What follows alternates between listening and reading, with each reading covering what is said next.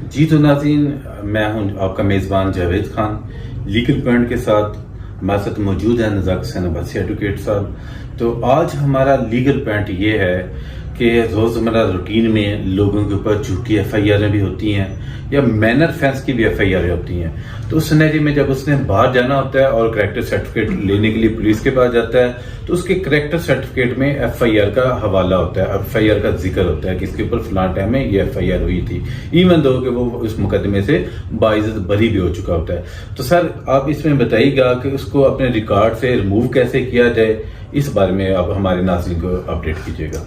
इसमें वैसे तो ये तरीकाकार है कि अगर किसी भी बंदे के रिकॉर्ड में ये आ रहा है कि इस पे फलां FIR थी, इस पे चाहे तो वो बरी हो गया है या बेगुनाह हो गया है या कन्विक्टेड भी हो गया है। माइनर ऑफेंस की जैसे आपने बात की, तो माइनर ऑफेंस में बाज़ औक़ात कन्विक्ट भी हो जाता है बंदा और वो लाइट से जुर्माना दे के कहता है कि मैं वक्ती तौर पर जान छुड़ा लेता हूँ। तो ऐसी सूरत हाल में जब करैक्टर सर्टिफिकेट बनाया जाता है तो उससे ये खत्म किस तरह किया जाए। सबसे पहले तो एक आसान तरीका ये है सुनने वालों के लिए कि वो जो भी ऑर्डर हुआ है, लास्ट ऑर्डर कोर्ट का है, उस ऑर्डर को लेके जाके मुतल्लिका थाने में दें और CRO में अपडेट करवाएं और उसके बाद उन्हें कहें कि ये रिकॉर्ड से मेरा मुकदमा रिमूव कर दे। बिलफर्ज वो नहीं करते। ऐसी सूरत हाल में आप मुतल्लिका हाई कोर्ट जाएं, वहां रिट पिटीशन फाइल करें।